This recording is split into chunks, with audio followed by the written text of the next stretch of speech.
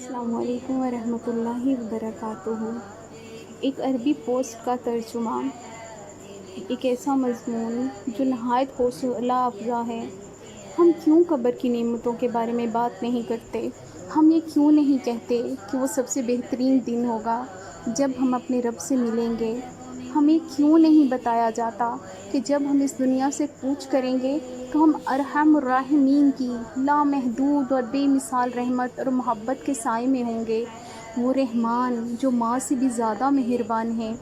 رسول اللہ صلی اللہ علیہ وآلہ وسلم نے ایک جانور کو دیکھا جو اپنا پاؤں اپنے بچے پر رکھنے سے بچا رہی تھی، تو آپ صلی اللہ علیہ وآلہ وسلم نے صحابہ کرام سے فرمایا، بے شک ہمارا رب ہم پر اس ماں سے کہیں زیادہ مہربان ہے۔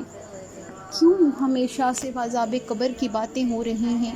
کیوں ہمیں موت سے ڈرایا جا رہا ہے؟ یہاں تک کہ ہمیں معاذ اللہ پختہ یقین ہو گیا کہ ہمارا رب ہمیں مرتے ہی ایسا عذاب دے گا جس کا تصور بھی نہیں کیا جا سکتا۔ ہم کیوں اس بات میں مصر ہیں کہ ہمارا رب ہمیں صرف عذاب ہی دے گا؟ ہم یہ کیوں نہیں سوچتے کہ ہمارا رب ہم پر رحم کرے گا؟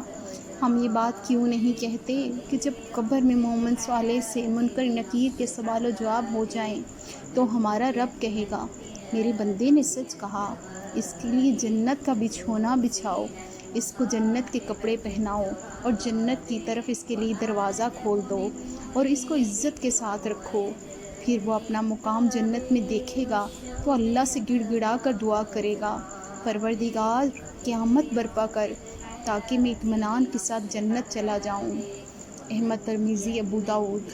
ہم یہ بات کیوں نہیں بتاتے کہ ہمارا عمل صالح ہم سے الگ نہ ہوگا اور قبر میں ہمارا مونس اور غمخوار ہوگا؟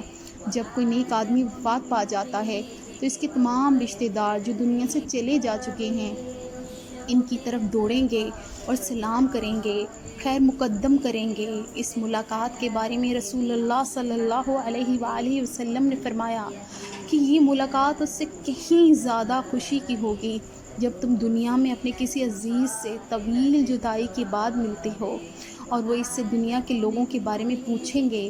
ان میں سے ایک کہے گا، اس کو آرام کرنے دو، یہ دنیا کے غموں سے آیا ہے۔ صحیح و ترغیب البانی۔ موت دنیا کے غموں اور تکلیفوں سے راحت کا ذریعہ ہے۔ صالحین کی موت در حقیقت ان کے لیے راحت ہے، اس لیے ہمیں دعا سکھائی گئی، اللہم اجعل الموت راحت لنا من کل شر، اے اللہ موت کو ہمارے لیے تمام شروں سے راحت کا ذریعہ بنا دے۔ ہم لوگوں کو یہ کیوں نہیں بتاتے کہ یہ موت زندگی کا دوام ہے اور یہ حقیقی زندگی اور ہمیشہ کی نعمتوں کا دروازہ ہے؟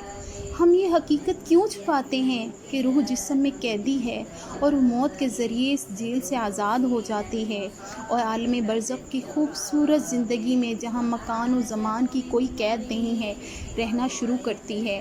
ہم کیوں موت کو رشتہ داروں سے جدائی، غم اور اندوہ کے طور پر پیش کرتے ہیں؟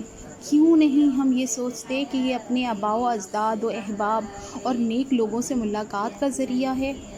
قبر سانپ کا منہ نہیں ہے کہ آدمی اس میں جائے گا اور سانپ اس کو چباتا رہے گا، بلکہ وہ تو حسین جنت اور حسیناؤں کا عروس ہے جو ہمارے انتظار میں ہیں۔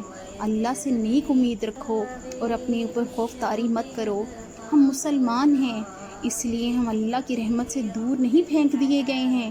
اللہ نے ہمیں عذاب کی خاطر پیدا نہیں کیا ہے، اللہ نے ہمیں بتایا ہے کہ وہ ہم سے کیا چاہتا ہے اور کیا نہیں چاہتا، اور ہم اچھی طرح جانتے ہیں کہ اللہ کی رضا کے کام کون سے ہیں اور ناراضگی کے کون سے ہیں، اور ہم دنیا میں آزاد ہیں جو چاہے کریں۔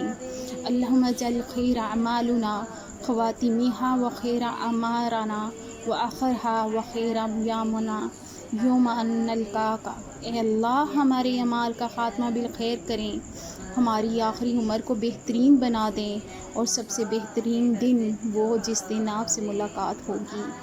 آمین، اللہم آمین، بجاہ خاتم النبیین صلی اللہ علیہ وآلہ